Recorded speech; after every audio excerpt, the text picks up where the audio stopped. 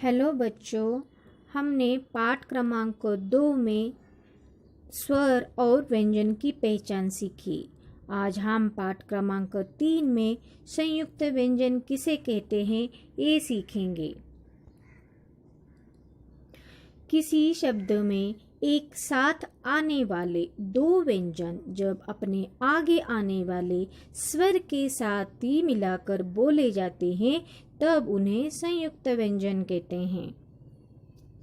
संयुक्त व्यंजन यानी कि जोड़े हुए अक्षर एक के साथ दूसरा जोड़ा हुआ होता है।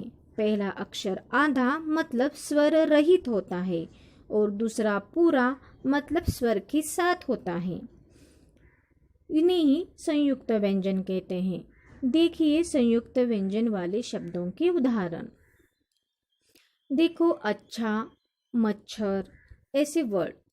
इस च आधा है और छ कंप्लीट है यानी कि स्वर के साथ है। सेम अन्य, न आधा है और य पूरा है यानी वो स्वर के साथ है। पत्थर त आधा है और थ पूरा यानी वो स्वर के साथ है। वैसे ही गट्ठर, देखो ट आधा है और ठ कंप्लीट यानी उसको स्वर के साथ ही मिलाकर बोला जाता है, तभी इन व्यंजनों को संयुक्त व्यंजन कहते हैं। इन्हीं संयुक्त व्यंजनों के दो प्रकार पड़ते हैं, द्वित्व व्यंजन और परंपरागत संयुक्त व्यंजन। अब हम द्वित्व व्यंजन देखेंगे। कभी कभी कुछ समान व्यंजन भी मिलाकर संयुक्त व्यंजन बनाते हैं। देखो जैसे रस्सी, स के साथ स जोड़ा हुआ है यानी दूसरा अक्षर व्यंजन का नहीं होता, वो समान व्यंजन होते हैं। देखो पत्ता, त के साथ त ही जोड़ा हुआ है, इन्हें ही द्वित्व व्यंजन कहते हैं। देखिए कुछ अन्य उदाहरण। देखो सच्चा, कच्चा यानी कि च के साथ च ही जोड़ा हुआ है। दिल्ली, बिल्ली, ल के साथ ल ही जोड़ा हुआ है। चक्कर, पक्का, क के साथ ही क जोड़ा हुआ है। गुब्बारा, डिब्बा, ब के साथ ब ही जोड़ा हुआ है। इन्हें द्वित्व व्यंजन कहते हैं। देखिए आगे परंपरागत संयुक्त व्यंजन। ये वे संयुक्त व्यंजन हैं जिनके लिए संस्कृत में एक स्वतंत्र वर्ण बनाया गया था। हिंदी की वर्णमाला में इन्हें सभी व्यंजन वर्णों के बाद क्ष, त्र तथा ग के रूप में दिखाया जाता है। ये परंपरागत संयुक्त व्यंजन होते हैं। देखिए इनकी रचना। देखो क्ष हमेशा व्यंजन वर्णों के बाद ही दिखाया गया है। रक्षा, भिक्षा, कक्षा, दक्ष। फिर त्र में भी देखो मित्र, पुत्र, पात्र आदि। फिर देखो ज्ञ, यज्ञ, विज्ञान, आज्ञा, प्रज्ञा आदि, यानी इन्हें व्यंजन वर्णों के बाद ही दिखाया जाता है। देखते हैं र व्यंजन के संयुक्त रूप। र व्यंजन का उच्चारण 3 तरह से किया जाता है, र प्लस स्वर, र प्लस व्यंजन तथा व्यंजन प्लस र। इन 3 तरह के उच्चारणों के लिए हमारी वर्णमाला में 3 चिन्ह बनाए गए हैं। पहला चिन्ह जो दूसरे व्यंजन के शिरोरेखा के ऊपर सी जैसा चिन्ह बनाया गया है तथा पदेन यानी अक्षर के पैर के यहाँ नीचे एक लाइन खींची जाती है और इनके बारे में हम विस्तार से समझते हैं। देखो पहला र प्लस स्वर। जब र व्यंजन किसी भी स्वर के साथ मिलाकर बोला जाता है तब उसे हमेशा र की तरह ही लिखा जाता है।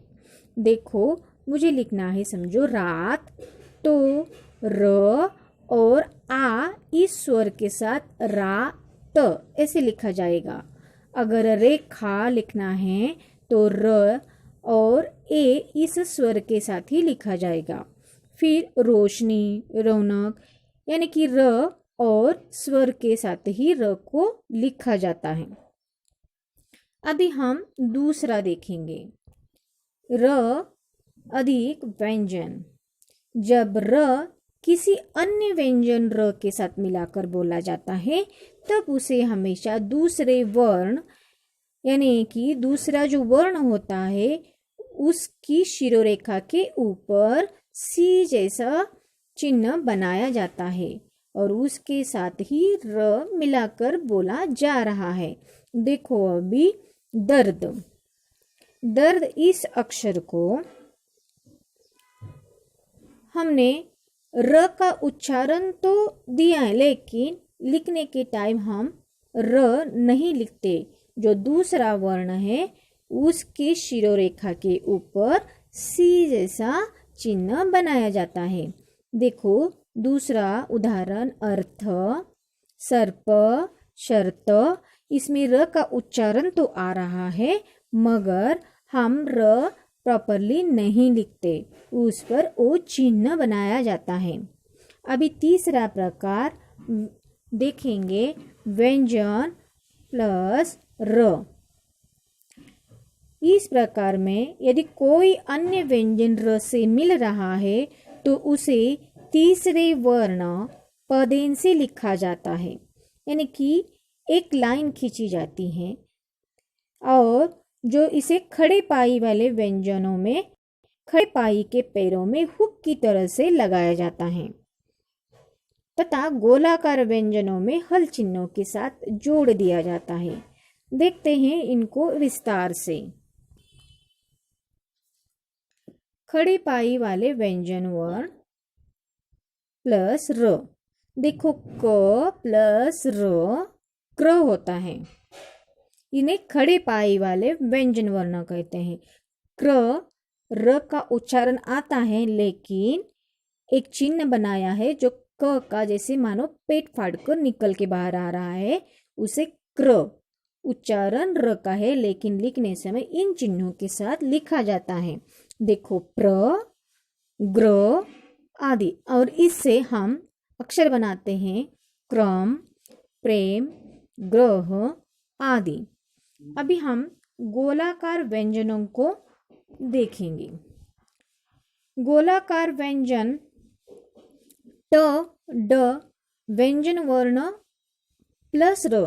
देखो र के तीसरे चिन्ह यानी पदेन को ट, ड के नीचे लगे हल चिन्हों के साथ जोड़ दिया जाता है, जैसे ट्र तथा ड्र,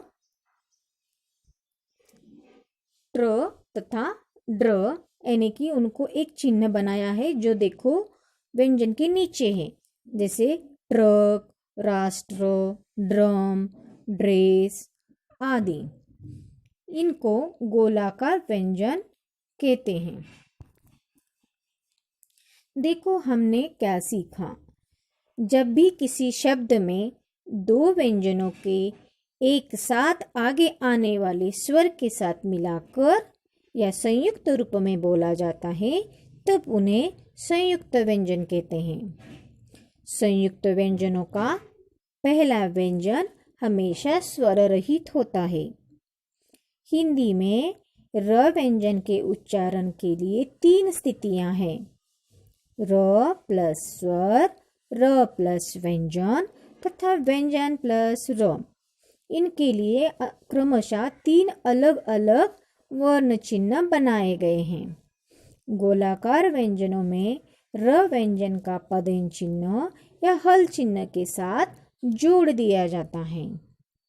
इस तरीके से हमारा संयुक्त व्यंजन ए पाठ खत्म हो गया है। मुझे लगता है ये संयुक्त व्यंजन आपको समझ में आया होगा। धन्यवाद दोस्तों।